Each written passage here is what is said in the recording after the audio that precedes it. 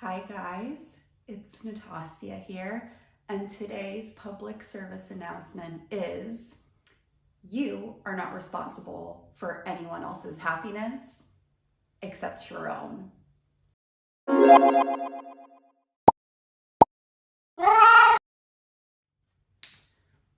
So I don't even really know where to begin with this, but if you're like me, you may be thinking like, I don't feel like other people's happiness is my responsibility. but sometimes we may not actually realize it, but it says so in our actions and the way we make our decisions. And the way I found out about this is through a therapist, because I was talking about my anxiety and how I get stressed out when things in a relationship aren't working out as I planned it, or if there's conflict in a relationship, or if somebody says something that upsets me, I would get like anxious over it and ruminate and overthink and try to dissect it and figure out like, why is this person upset with me?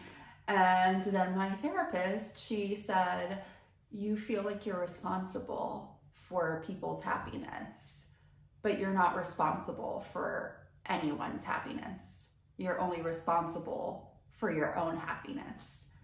And I was like, what? That's not me.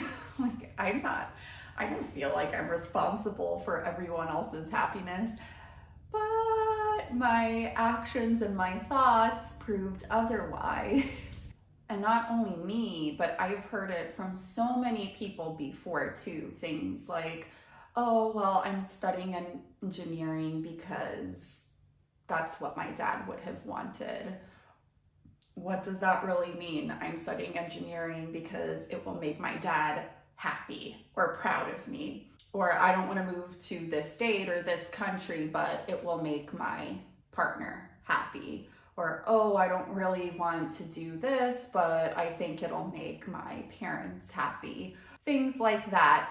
We are constantly overextending ourselves to make other people happy, which in a sense gives us some insight that we do kind of think we're responsible for everyone else's happiness. And I'm not saying don't ever compromise for anyone ever, but also take your fulfillment, your growth, your happiness into consideration. And we overextend ourselves so much, and I feel like sometimes we're conditioned to, and we're so used to kind of suppressing our own wants and needs.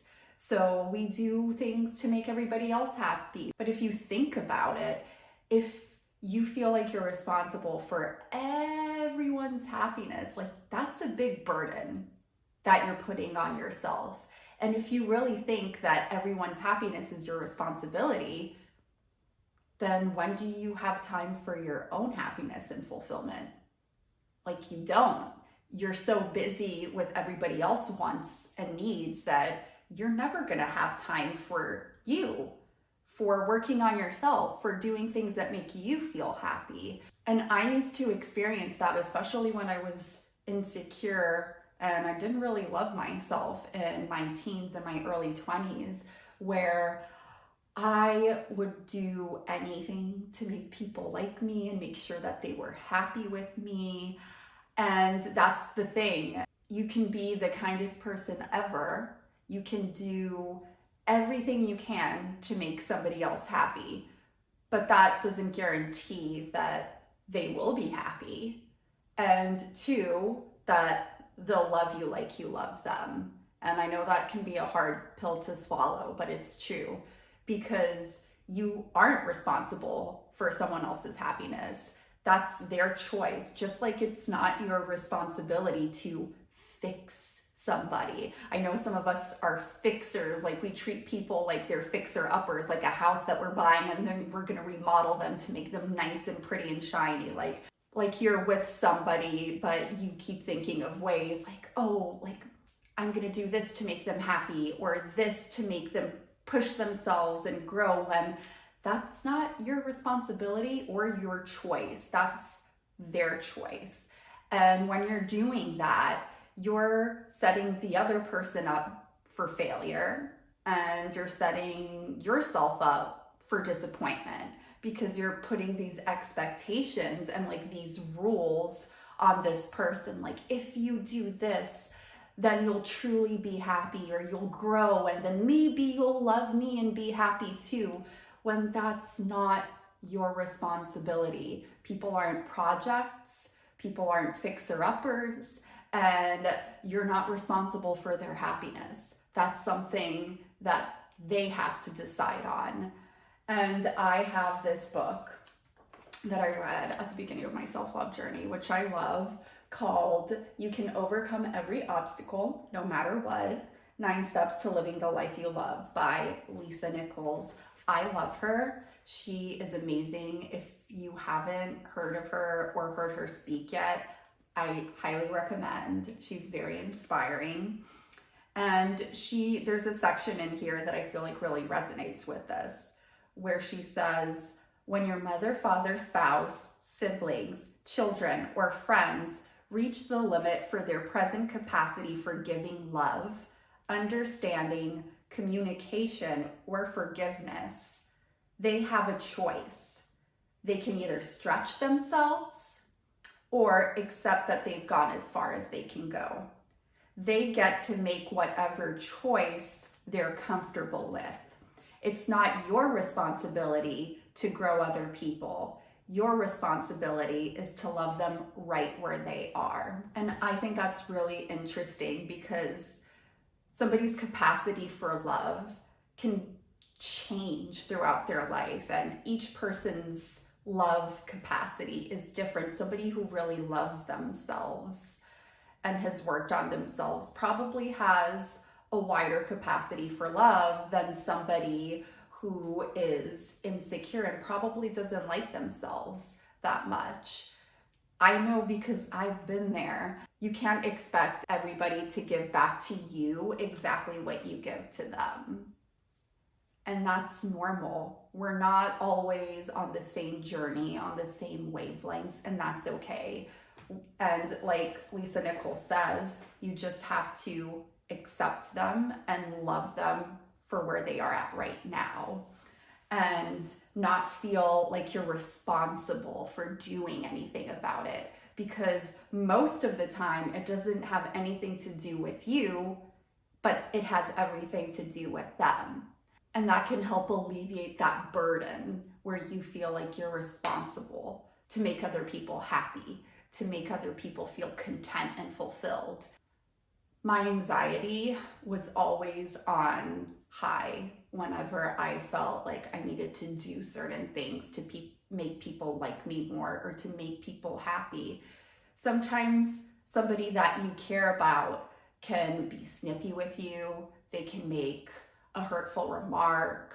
They can be grumpy, or they may be a bit standoffish. And I know sometimes the default can be, what did I do? Are they upset with me? Because that's still the first thought that pops into my mind whenever somebody seems upset and I'm around them. It's like, oh, did I do something? And then I stop and I reflect. I'm like, no, I didn't do anything. Maybe this person is just going through something. Maybe they're struggling with something and they don't want to open up about it, and that's okay.